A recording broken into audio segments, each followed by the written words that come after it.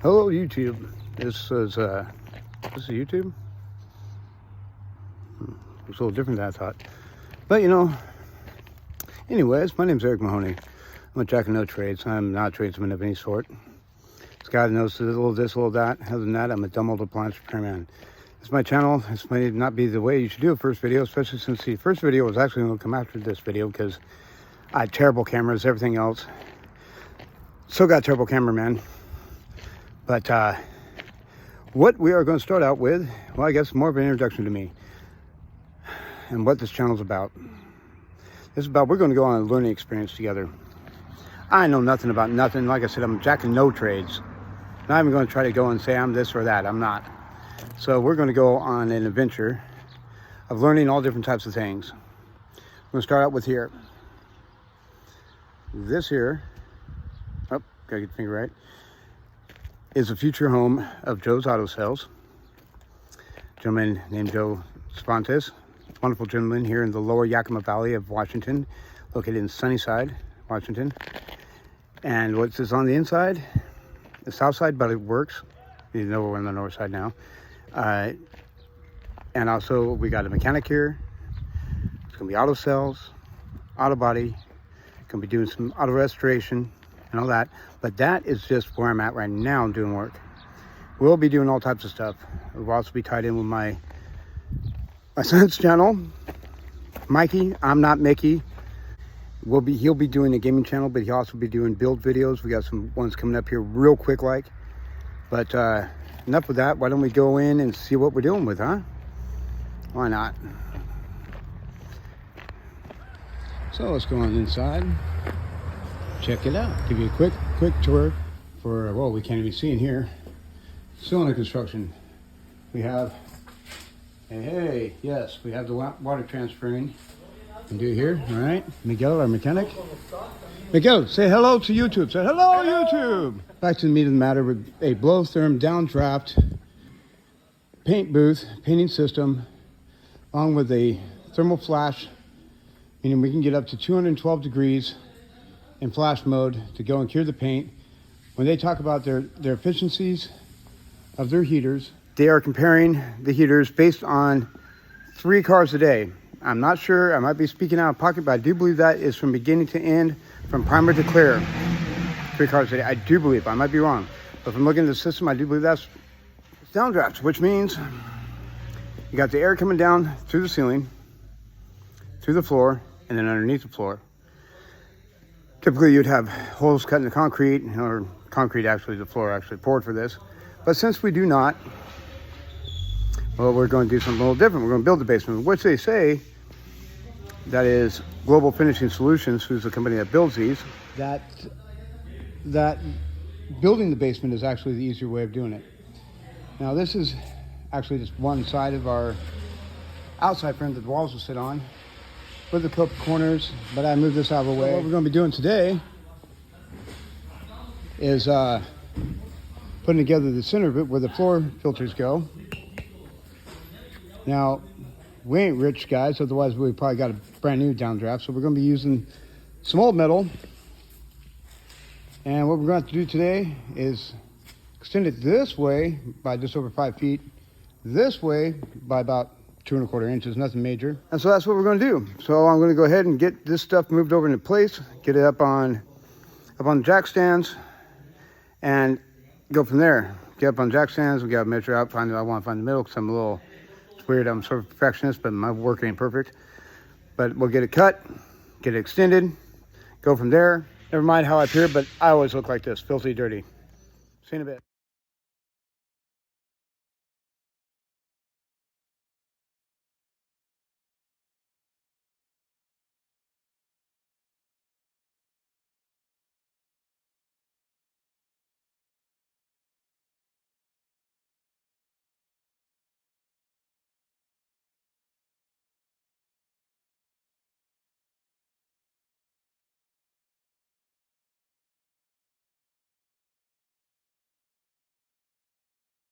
Jeez.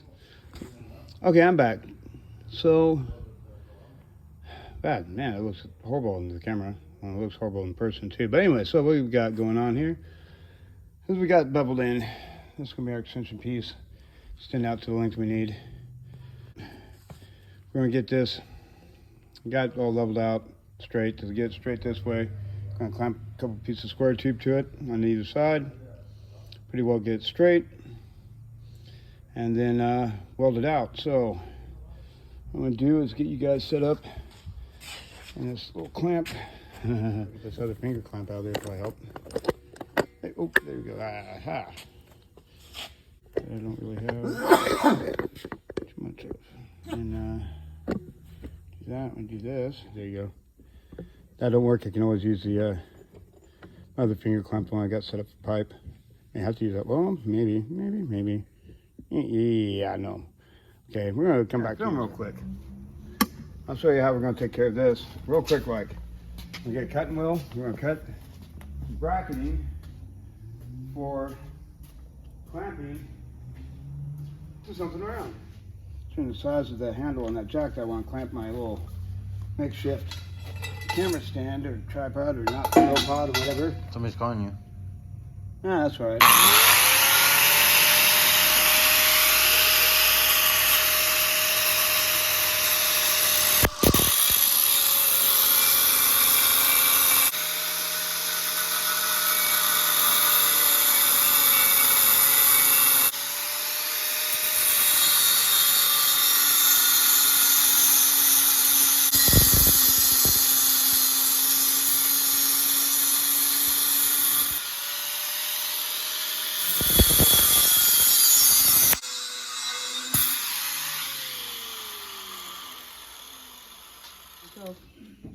Now we got a couple flat spots to clamp to. All right, so we obviously got our lined up this way, but to make sure we're lined up this way, not this way, but this way, as in the side here, we're going to go and just clamp some square tube to it. Get that, get on the other side, get one tube up against that side.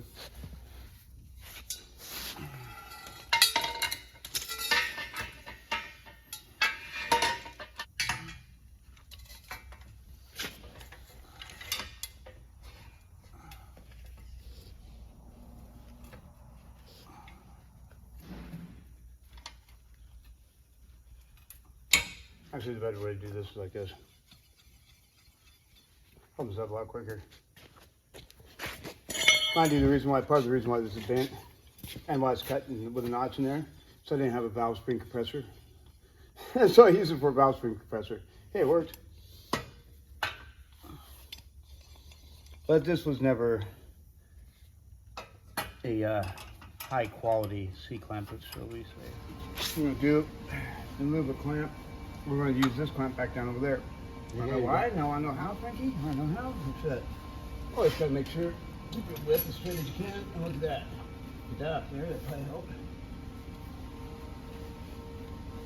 It's still more windy than I like. I gotta knock down a little bit. Okay.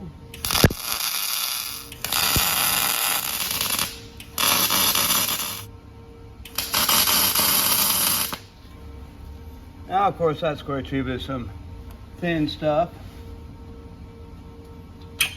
That don't matter. What you do is make sure to go for the arc force where it needs to be. And that's towards the thicker.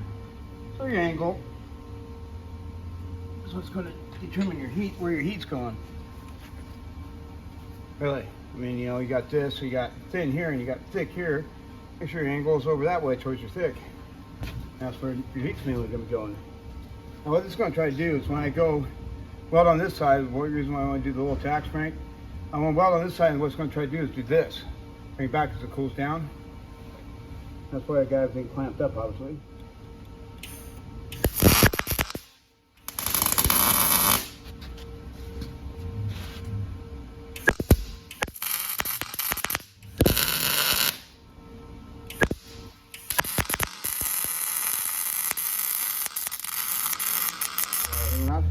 Now take a look, Frank. I know it's a little crooked because I lost track of where I was at there for a second, but I found it again.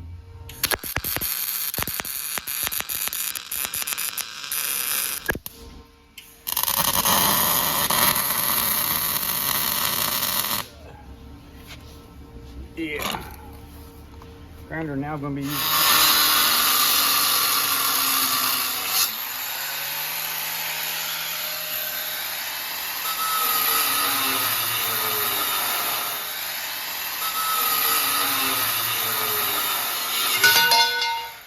Gently. Yeah, I think I'll do it.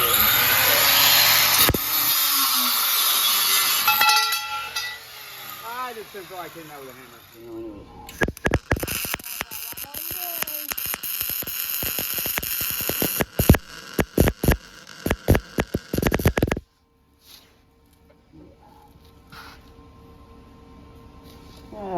For me to be comfortable, it's going to be over there. But you know what? I'll be uncomfortable. Just for you two. Be a little uncomfortable. Yeah, my comfort zone.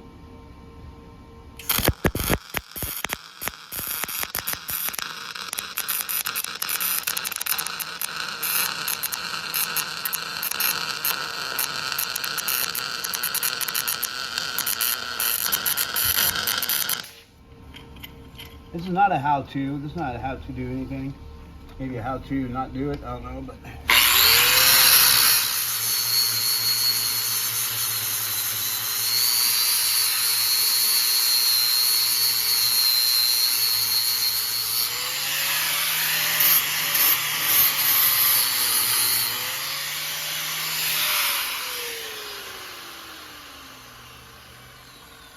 The sides are actually flat, this straight to each other. Yeah, I know, that's just being cocky.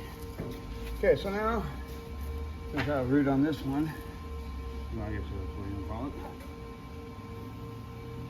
Now, the end you're getting big. Wire come down the end, you should come back into it. Otherwise, you're gonna have a low spot.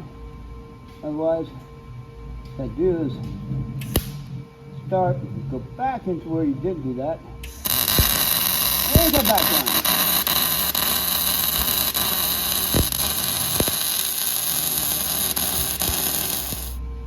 Put your hands to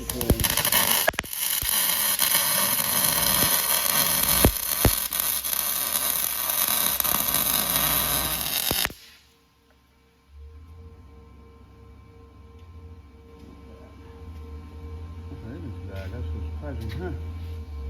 Oh, of course, I'm sure you all notice I get a little close to it. That's because I try to go and look over my glasses because I'm nearsighted. I see better close than I can far. And like I said, I need to put my lens cover on this because I can't see it out this hood very well.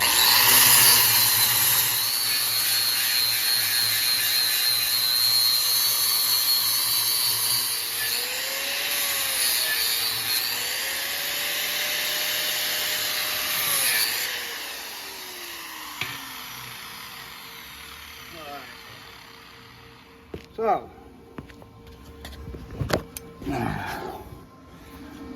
we're doing all this using, I hope that I just had that all obscured enough, using the Lincoln Electric Power MIG 210MP. Sorry, we have to, you know, censor for the kids on YouTube. All right, because butt welding is awesome.